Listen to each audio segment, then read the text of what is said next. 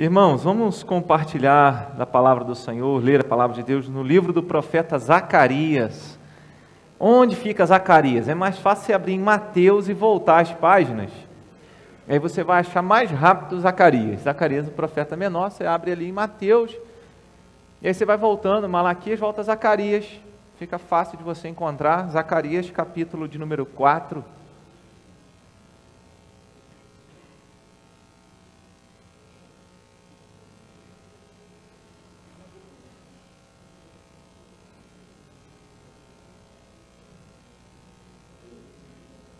Zacarias, capítulo de número 4, eu vou fazer a leitura do verso 1 até o verso 14, todo o capítulo 4.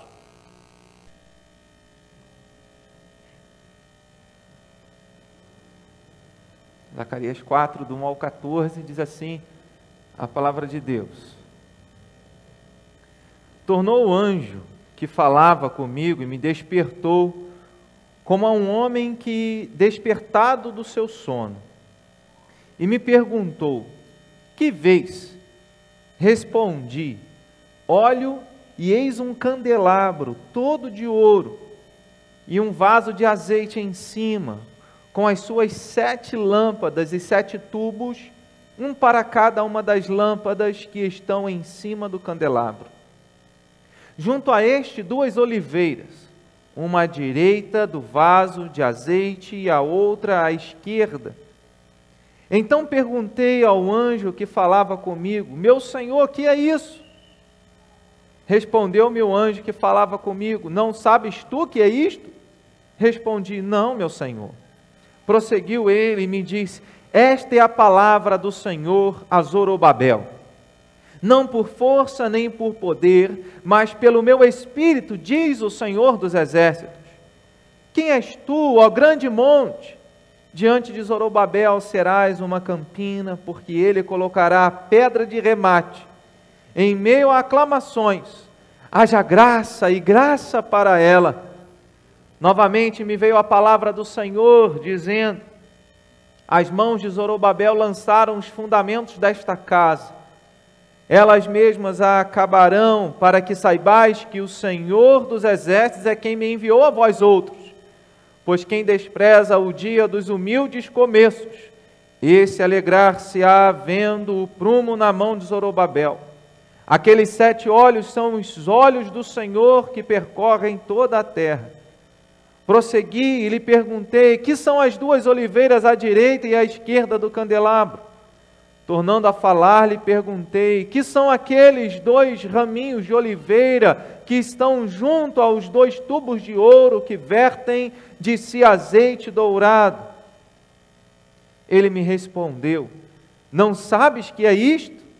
Eu disse: não, meu senhor. Então ele disse: são os 2 ungidos que assistem junto ao Senhor de toda a terra. Que Deus nos abençoe na meditação da sua palavra. Às vezes a nossa vida parece quebrar. Às vezes parece que é a nossa vida espiritual. A gente perde a motivação para tudo. E a gente se sente quebrado, sem vontade de fazer nada. Sem vontade de servir, sem vontade de louvar, sem vontade de colocarmos as nossas mãos à obra do Senhor. Às vezes parece que a nossa família quebrou. E a gente fica completamente sem força, desmotivado para tratar, seja do nosso casamento, seja do relacionamento com os filhos, seja do relacionamento dos filhos em relação aos pais. Enfim, às vezes parece que algumas coisas na nossa vida quebram e parece que não tem mais conserto. Principalmente quando o tempo vai passando. O tempo vai passando. E quanto mais o tempo passa, a gente pensa: será que tem jeito? Então, às vezes, a gente se sente assim, com uma vida, com uma família, com sonhos destruídos. E você imagina que dali não terá mais futuro. Então você desiste. então você para.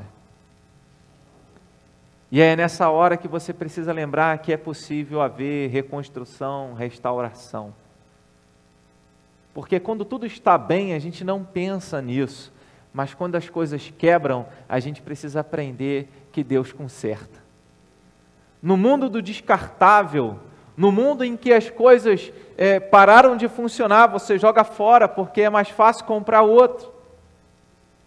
É mais fácil comprar algo novo do que consertar. E a gente acaba levando isso para a nossa vida como um todo. Então a pergunta para você nessa manhã seria: o que você precisa reconstruir na sua vida? O que você precisa restaurar na sua vida? O que está quebrado, caído na sua vida e na sua família? O que desmoronou e que você precisa construir? Será que é a sua vida devocional? Será que é o seu relacionamento conjugal? Será que é o seu ministério? Será que são os seus dons? O que você precisa levantar que você sente que está caído? A gente, lendo esse texto, a gente precisa lembrar ali da história no livro de Esdras, quando a primeira comitiva, voltando do exílio, depois que o imperador Ciro, decretou que aqueles que eram de Jerusalém, de Judá, poderiam voltar para Jerusalém para reconstruir a cidade, para reconstruir o templo, para que o povo pudesse voltar à sua terra natal. E aí então, vários grupos voltaram, o primeiro grupo com Zorobabel, o segundo grupo com Esdras, o terceiro grupo com Neemias, e cada um com um objetivo. Zorobabel e Esdras ali com a reconstrução do templo e a reconstrução da vida devocional do povo, e Neemias com a reconstrução dos muros de Jerusalém. Então a cidade estava completamente destruída e o povo volta e encontra Jerusalém assim. O templo estava destruído e o templo precisava ser reconstruído. Então eles voltam e começam a reconstrução do templo.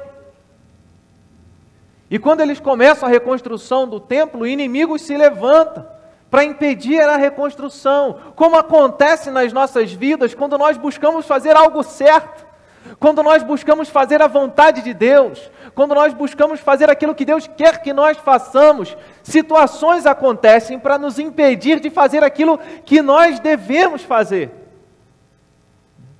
E aí você resolve estabelecer uma meta, você vai ler a Bíblia todos os dias. E aí você percebe que todos os dias acontece alguma coisa para te tirar desse foco, para roubar o seu tempo. Você resolve assumir um compromisso com Deus. Não, eu vou buscar o Senhor, eu vou estar toda semana envolvida com os trabalhos na casa de Deus, para buscar enchimento de Deus na minha vida, e você percebe que aquele dia que você estabeleceu, seja terça-feira numa célula de oração, quinta-feira estudo bíblico, você percebe que aquele dia aconteceu algo para te impedir de buscar o Senhor. Então é certo que quando nós resolvemos dar um passo em direção à nossa vida espiritual, o crescimento da nossa vida espiritual, situações acontecem para desanimar a gente.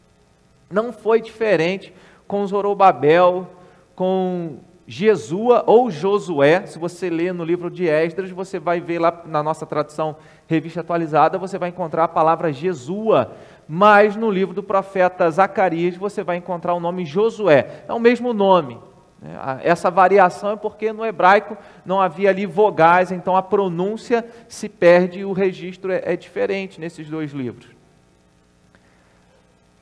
Então eles voltam para Jerusalém e começam a reconstruir os muros, inimigos se levantam, esses inimigos escrevem uma carta para o imperador de então, que já não era mais o imperador Ciro, um outro imperador, e ele recebe uma carta dos inimigos, daqueles de Zorobabel e Josué, que estavam reconstruindo o templo, dizendo, olha, procura o rei, o imperador, nas crônicas, nos registros históricos, e o rei vai ver que essa cidade sempre foi inimiga, que ali houve reis que se levantaram contra nós, e que sempre houve rebelião naquela cidade.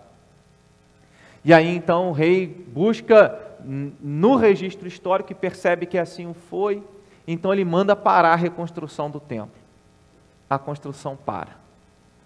E aí, pelos pelas datas e referências históricas que nós temos no livro de Esdras, no livro de Ageu e de Zacarias, alguns historiadores dizem que foi por volta de 15 a 17 anos que o templo ficou parado. E nesses 15, 17 anos que o templo deixou de ser reconstruído, a obra parou, os profetas Ageu e Zacarias se levantaram, enviados por Deus, para anunciar a mensagem dizendo, olha, e isso a gente percebe muito claramente também no livro do profeta Ageu, vocês estão vivendo em casas arrumadas, vocês reconstruíram as casas de vocês, mas a minha casa ainda está em ruínas. E houve então uma promessa no livro do profeta Ageu, que a glória da segunda casa seria maior que a primeira. Só que se você lê em Esdras, você percebe lá no capítulo 3, a partir do versículo de número 12, aqueles que viram Zorobabel e Josué lançarem os alicerces dessa segunda casa, desse segundo templo, choraram. Aqueles idosos que viram Salomão construindo o templo, que viram a glória, aqueles idosos que viram a glória do primeiro templo, do templo de Salomão, viram que aqueles alicerces eram pequenos demais, comparados com o templo de Salomão. Então eles choraram, porque o templo que estava sendo reconstruído, nem se comparava com a beleza e a grandeza do templo de Salomão. Mas Deus estava dizendo que a glória da segunda casa seria maior que a primeira, então certamente não estava se referindo ao templo que Zorobabel estava reconstruindo. Estava se referindo a algo futuro, ao próprio Senhor Jesus. Em 3 dias eu derrubarei este templo, e em 3 dias eu o reconstruirei. Jesus estava falando da sua própria vida, aponta para Jesus. E aí Zorobabel e Ageu começam a pregar essa mensagem, reconstruam um templo. O templo fica parado em torno de 17 anos, essa reconstrução. Quando os profetas se levantam anunciando essa mensagem, o povo se reanima, ouvindo a voz de Deus. E se você parou no meio do caminho, se você desistiu dos seus dons, se você desistiu dos seus ministérios, se você desistiu da missão de Deus para você, se você desistiu da sua família, essa é a hora de você ouvir Deus dizendo, está na hora de você recobrar ânimo e reconstruir. Está na hora de você restaurar. Está na hora de você acreditar e deixar todas as vozes desanimadoras, todas as vozes que tentam minar a sua esperança, e ouvir a voz de Deus dizendo, reconstrua, restaure. E aí essa obra de restauração tem como alvo a igreja, o povo de Deus. Se você observar, já no verso número 2, ele diz, e me perguntou, um anjo que estava falando com ele numa visão, diz, que vês? Ele respondeu, eu olho e vejo um candelabro. E nesse candelabro de ouro, um vaso de azeite em cima, com as suas 7 lâmpadas. Diferente do candelabro que havia no templo, que eram 6. 6 hastes de um lado, 6 hastes do outro, simbolizando ali a metade das tribos de Israel, que eram 12. Simbolizando o povo de Deus. E aqui 7 lâmpadas, referindo à plenitude do povo de Deus. Então, no meio dessa plenitude de todo o povo de Deus, tinha um vaso de azeite, que simboliza o Espírito Santo. E ali no meio, oliveiras. Quando a gente lê em Apocalipse, capítulo 1, verso de número 20, o apóstolo João tem uma visão de que o Senhor, Jesus, tem em suas mãos 7 estrelas, e na outra mão 7 candeeiros. Candeeiros, candelabro é a mesma coisa. E Jesus explica que esses candeeiros são as 7 igrejas, ou seja, toda a igreja, todo o povo de Deus está nas mãos do Senhor. E aí, entendendo o contexto que Zorobabel teria autoridade para reconstruir o templo, que era a igreja, que é o candelabro, que é aquele povo que é a luz do mundo. Deus estava dizendo, a obra que eu tenho para reconstruir é refazer o meu povo, é reconstruir a minha igreja, reconstruir o meu povo, mais do que o templo. É claro que a reconstrução do templo aconteceu, e isso era uma parábola daquilo que Deus ia fazer na sua igreja, uma parábola daquilo que Deus ia fazer em nossas vidas e no seu povo, e daquilo que Deus ainda pode fazer hoje, fez em Cristo e continua fazendo. Em 1 Coríntios capítulo 6, verso 19, diz que nós somos santuário de Deus, nós somos templo do Espírito Santo. A principal obra de Deus, irmãos, é na nossa vida. A principal obra de Deus não é aquela que você pede para Deus curar, para Deus te abençoar com expectativas, com sonhos que você tem, mas a principal obra de Deus é aquela que Ele realiza no coração do ser humano. É aquela em que Ele alcança a alma e transforma aquela alma numa alma regenerada, numa alma que se torna filha e filho de Deus. Essa é a principal obra. Nós queremos que Deus restaure, transforme e abençoe de tantas maneiras, mas nós precisamos lembrar que nós estamos aqui porque Deus quer realizar e tem realizado uma obra em nós. Você quer que Deus faça alguma coisa por você? Antes de tudo, lembre que Ele fez algo em você. Isso é o que nós precisamos lembrar. E que isso seja motivo da nossa oração. Senhor, realize essa obra, a Tua obra de reconstrução no verdadeiro templo, que é a Tua igreja, que é o Teu povo. Então, pensar nisso, que nós somos alvos dessa obra de Deus, é maravilhoso. Porque antes de Deus mudar o meu cônjuge, antes de Deus mudar os meus filhos, antes de Deus mudar qualquer outra pessoa, antes de Deus mudar relacionamentos, Deus está interessado em mudar a mim. Mas geralmente nas nossas orações nós pedimos que Deus alcance o outro, transforme o outro, faça no outro, e esquecemos que nós, antes de qualquer coisa, precisamos ser transformados por Deus. Então muda, Senhor, em nome de Jesus, a minha maneira de falar. Isso eu estou orando por mim, né? Eu botei a mão na minha cabeça. Senhor, muda. Muda a minha vida. A gente tem trabalhado todo domingo à noite mensagens que tratam sobre a família, né? Em virtude do mês da família, e temos focado nisso. E hoje eu quero fazer uma observação nesse texto também em relação à nossa casa. Às vezes a gente espera que Deus mude circunstâncias dentro do nosso lar, mas nós mesmos esquecemos de orar para que Deus nos mude. Queremos que Ele mude o outro e não a nós. Queremos que o outro seja o alvo e não nós. Mas é maravilhoso quando nós lembramos que nós somos esse alvo de Deus, que nós somos o alvo da obra de Cristo, da obra do Espírito Santo de Deus, porque nós somos igreja, nós somos o povo de Deus, nós somos filhos de Deus. Então, lembre-se disso, Deus quer fazer uma obra na sua vida.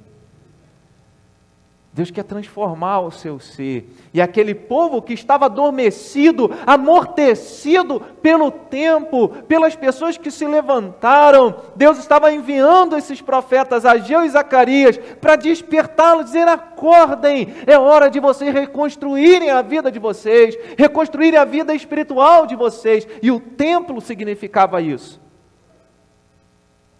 Então, o que você precisa? Em que área da sua vida espiritual você precisa ser reconstruído, restaurado? Eu quero dizer que esse é o objetivo de Deus na sua vida. Quando o profeta ele diz no verso 2 que no meio desse candelabro tem um vaso de azeite, e esse vaso de azeite ele transborda, ele mantém a luz. O azeite não apenas tem as propriedades medicinais de cura, de sarar uma ferida, mas ele tem a propriedade de iluminar. Então ele iluminava, ele alimenta a igreja. Sem a ação do Espírito Santo de Deus, a igreja está morta. Como o profeta Ezequiel tem a visão do vale de ossos secos. E ele vê que mesmo depois dele ter profetizado e anunciado a palavra, embora pessoas se colocaram, pessoas tiveram ossos, foram juntados uns aos outros, tiveram pele, tiveram tendões, tiveram músculos. Mas somente quando ele disse, Espírito, entre nesses ossos, nesses corpos. E aí eles se colocaram em pé e se tornaram um exército sobremodo numeroso. Sem o Espírito Santo nós não somos nada. Jesus falou que sem Ele nós não somos nada e nada podemos fazer. Então nessa obra de reconstrução da nossa própria vida, da nossa família, da nossa vida espiritual, de toda a nossa casa, nós precisamos depender de Deus, porque o Espírito Santo é o agente dessa obra. Essa obra de reconstrução que tem como alvo as nossas vidas, a igreja do Senhor, tem como agente o Espírito Santo de Deus. Ele quem dá a luz, Ele quem dá o brilho, Ele quem dá condições, é que através dele nós iluminamos. E aí cumprimos aquilo que Mateus 5, verso 14, Jesus diz, vocês são a luz do mundo. E essa luz que Jesus diz ali, a palavra luz ali, não é a luz própria. É uma luz que reflete. Então nós não temos luz própria. Se você acha que pode fazer algo pela própria vida e pela vida de sua família, você está enganado, porque você não tem condições de fazer isso. Só uma ação de Deus, só uma obra do Espírito Santo. Ele é quem transforma os corações. E é porque nós dependemos do Espírito Santo de Deus, que transforma o nosso interior, que transforma trevas em luz, é que nós precisamos buscar esse enchimento do Espírito Santo. Paulo, escrevendo a primeira carta aos Tessalonicenses, no capítulo 5, verso 19, ele vai dizer, olha, que nós não devemos apagar o Espírito, não apagueis o Espírito Santo. Porque é possível que algumas atitudes nossas, que se nós nos rendemos ao pecado, a uma vida de desobediência, nós estaremos nos afastando mais de Deus. Mas se nós nos entregamos a essa obra de Cristo, a obra do Espírito Santo, e com um coração grato nos rendemos a ela, e buscamos viver o propósito daquilo para o qual Jesus veio, porque Jesus veio para que nós fôssemos a imagem e semelhança dele. E aí quando você busca isso, quando você frutifica do Espírito Santo de Deus na sua vida, como Gálatas 5, verso 22 diz, e aí então você experimenta a vida, você reflete a luz de Deus, e vidas são transformadas, você é transformado, você experimenta isso de uma forma extraordinária, essa transformação. Quando nós lemos o verso 6, ele diz, prosseguiu ele e me disse, esta é a palavra do Senhor a Zorobabel, não por força, nem por poder, mas pelo meu Espírito, diz o Senhor dos Exércitos. A gente precisa depender mais de Deus e antes de falar, orar. E clamar ao Senhor que pelo seu Espírito transforme as vidas, que transforme a nossa vida. A obra de Deus não é algo que você ganha no grito, que você ganha, ainda que a apologética, que é a defesa da fé, onde nós procuramos vários argumentos para defender a fé evangélica, ainda que nós tenhamos isso, sem uma ação do Espírito Santo de Deus, nada acontece. Na verdade, depois de uma ação do Espírito Santo de Deus, é que a apologética funciona. Porque se não houvesse a ação do Espírito Santo de Deus, ninguém seria convencido. João, capítulo 16, verso 8 e 9, é Ele que convence o mundo do pecado. Então não é pela nossa força, pela nossa capacidade que nós buscamos restauração nossa e da nossa família, dos nossos ministérios, dos nossos dons. é para uma ação de Deus. Então, se é uma ação de Deus, isso deve me levar a orar, deve me levar a buscar mais ao Senhor e depender mais dEle. Então lembre-se disso, não é com uma fala dura sua somente, ou uma fala branda, não é na sua capacidade que você vai alcançar transformação e restauração, reconstrução naquilo que você precisa na sua casa, mas com uma ação de Deus. Terceiro lugar, a obra de restauração, ela tem como instrumento os servos de Deus. Então, lembre-se, Deus quer te usar. E aí, o profeta Zacarias, ele pergunta, eu não sei, eu entendi já que o candelabro é o templo que Zorobabel irá reconstruir. Ele vai voltar a reconstruir o templo, ele vai lançar os alicerces, mas ele vai colocar pedra de arremate, ou seja, ele vai arrematar essa obra, ele vai terminar essa obra. Isso eu entendi. Mas e as duas oliveiras que estão ali presentes nessa visão? E ele diz que essas duas oliveiras são os dois ungidos que assistem diante da presença de Deus.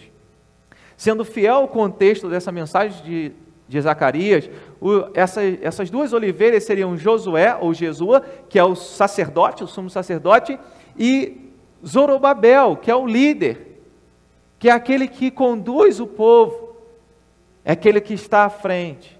E aí, se você ler o capítulo de número 6, a partir do verso de número 9, do livro do profeta Zacarias, especificamente lá na altura do versículo 12, versículo 13, você vai entender que Josué, que haveria um renovo, e esse renovo, que seria um sumo sacerdote, ele teria não apenas o ofício de sumo sacerdote, mas ele teria o ofício de rei. Então não haveria como essa profecia, essa palavra de Zacarias, do capítulo 6, verso 9 até o verso de número 15, se referir simultaneamente a Zorobabel e a Josué, mas sim alguém que no futuro iria ser o renovo de Deus, iria reconstruir o verdadeiro templo, a glória da segunda casa, que teria em si os dois ofícios, como o verso de número 13 do capítulo 6 ensina. Essa pessoa é Jesus Cristo. É maravilhoso saber que na obra de restauração, que não depende de nós, depende de uma ação do Espírito Santo de Deus, Deus enviou o seu próprio Filho, Jesus Cristo, para ser o sumo sacerdote, é Ele quem oferece o sacrifício, para ser Ele mesmo o sacrifício, para Ele ser rei e ressuscitado ao terceiro dia, subir aos céus e assentar-se à direita de Deus, o Pai Todo-Poderoso, e ali governar e reinar sobre todo o universo.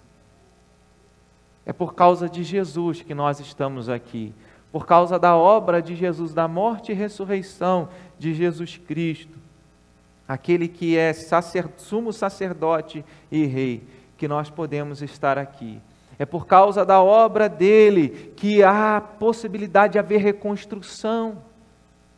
Jesus em João capítulo 15, ele diz, eu sou a videira e vocês os ramos, e sem mim vocês não podem fazer nada. Nós precisamos confiar nessa obra de Jesus para salvar a nossa família, para restaurar a nossa própria vida espiritual diante de Deus. Então confie em Jesus, Ele é um instrumento, é por meio dele que nós experimentamos salvação, é por meio dele que nós experimentamos vida. E se você chegou a um ponto que você diz, é impossível haver restauração, é impossível voltar a exercer o meu ministério, é impossível voltar e restaurar a família, é impossível voltar e reconstruir a minha vida espiritual, minha vida devocional, Jesus mostrou que é possível ao terceiro dia, porque não há nada impossível para Ele. Não há nada que Ele não possa fazer. E aquilo que Zorobabel ia fazer na época dele, depois de 17 anos de uma obra parada, Jesus fez ao terceiro dia, ressuscitando dos mortos, reconstruindo o seu templo, que Ele mesmo disse que iria reconstruir. Em último lugar, irmãos, a obra de reconstrução tem começos pequenos e fins grandiosos. Aqueles que acham que a obra de Deus, quando estão envolvidos com a obra de Deus, já começam na glória, já começam com a coroa, já começam com os lauréis, com os prêmios, com a recompensa, estão enganados. É preciso primeiro passar pelo vale da sombra da morte para ser conduzido às águas tranquilas e aos pastos verdejantes. É preciso passar pelo deserto para chegar à terra prometida. É preciso passar pelo mar para ser liberto. É preciso enfrentar 3 dias no túmulo para ressurgir ao 3º dia. Jesus mesmo fala disso. Jesus ele diz: o reino dos céus é semelhante a uma semente de mostarda, que sendo uma das menores sementes, quando plantada cresce e se torna árvore. É semelhante a alguém, uma mulher que colocou um fermento na farinha e depois ali a massa cresceu. É semelhante a alguém que semeou na terra a boa semente e no tempo oportuno ela cresceu, germinou e deu frutos a 30, a 60 e a 100 por um. Ela cresce. O reino de Deus começa pequeno. Então não duvide daquilo que Deus pode fazer. Como o profeta Elias viu uma pequena nuvem vindo longe. E ele disse ao seu discípulo: corre, desce depressa e avisa Acabe, porque Deus está mandando chuva.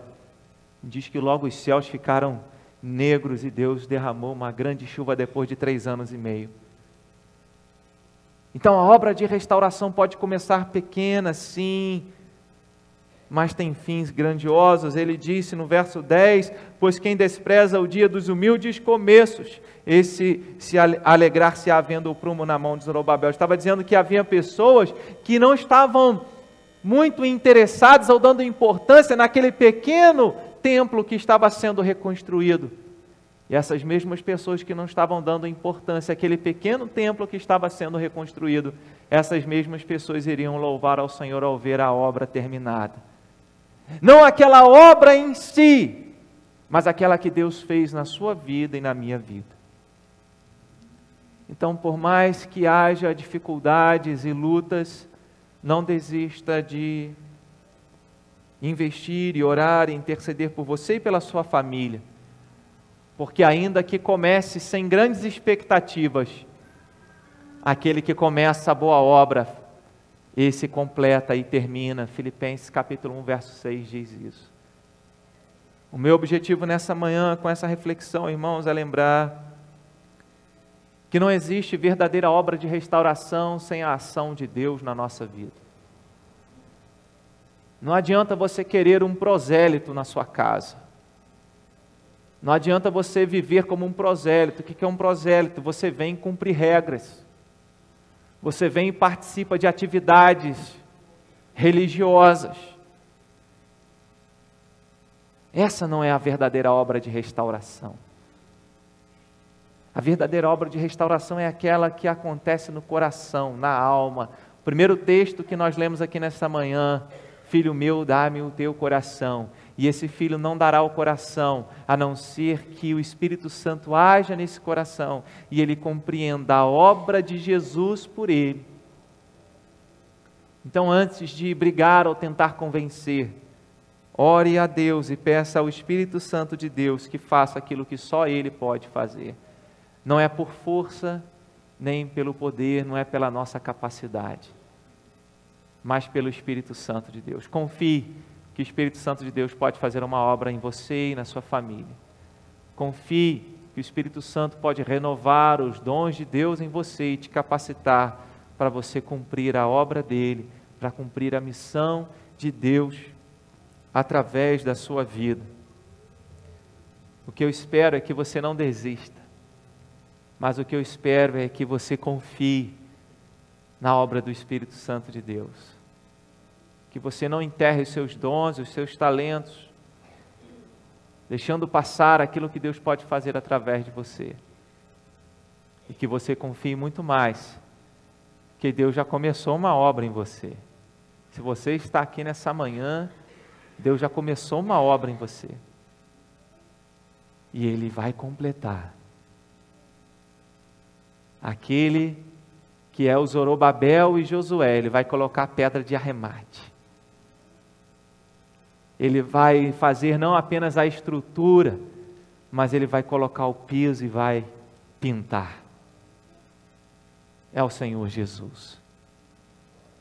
Eu quero te convidar a fechar os seus olhos e agradecer a Deus.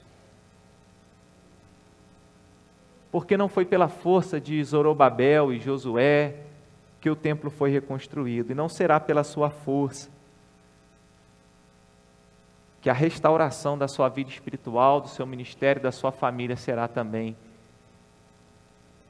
restaurado, irá acontecer, mas por uma ação de Deus.